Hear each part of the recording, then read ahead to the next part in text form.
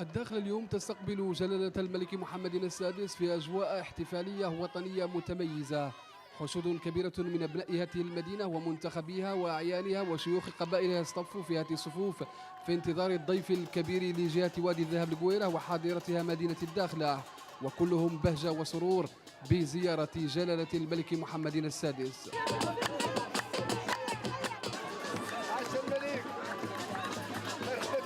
احنا شعورنا وفرحانين به ومرحبين به وشاكرين ذا اللي عدلنا. احنا قارين فينا ومرجعنا الاعتبار ومعدلنا شيء ما قطعوا عدل في التاريخ. زيارة ملكية تتكرر منذ سنوات قديمة، وهذه المنطقة محبوبة لدى الملوك العلويين، لأن هذه المنطقة سكانها أولاد ليم أخوال الملوك العلويين معروفين في التاريخ.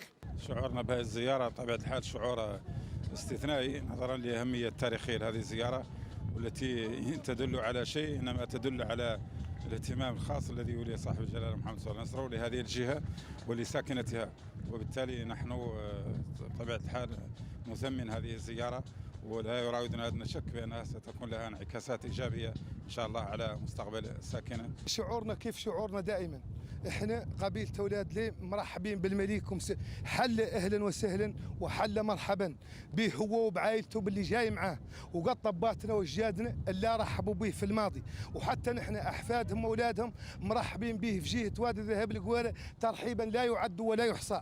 ومرحبا وسهلا بجلالة الملك محمد السادس، ومرحبا بالطيارة الجايبته، مرحبا به هو.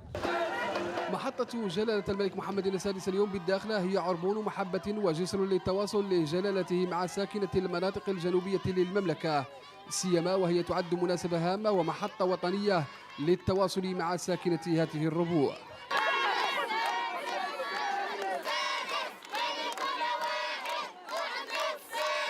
احنا ذا النهار فرحانين وسعيدين بقدوم صاحب الجلالة الأقاليم الجنوبية، واحنا ما قدو نعبروا لكم على مدى فرحتنا واستعدادنا وسعادتنا لقدوم صاحب الجلاله. والله ينصر محمد السادس، والله ينصر مولاي ولي العهد مولاي الحسن والاميره لاله سلمى والعائله والاسره الكريمه الملكيه كامله. رانا مرحبين بك في الداخله، مرحبا وسهلا. احنا فرحانين بالزياره الملكيه الشريفه الى اقليم وادي الذهب، وفرحانين بزيارة محمد السادس نصر الله وأيده، وساكنة مدينة الداخلة كاملة فرحانة بهاي الزيارة الملكية. رانا فرحانين بسيدنا يجينا للداخلة، والداخلة راه مرحبا به كبير وصغير، راه مرحبين بالملك.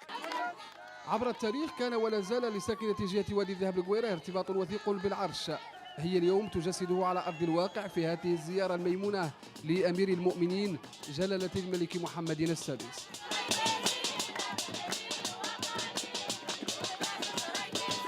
إذا حدث وطني متميز تبسم عليه ساكنة جهة وادي الذهب القويرة اليوم باستقبالها لضيف الداخلة الكبير جلالة الملك محمد السادس، وبذلك تكون مدينة الداخلة خلال هذه المحطة كسائر المحطات السابقة تعبر عن ارتباطها الوثيق بالعرش العلوي المجيد.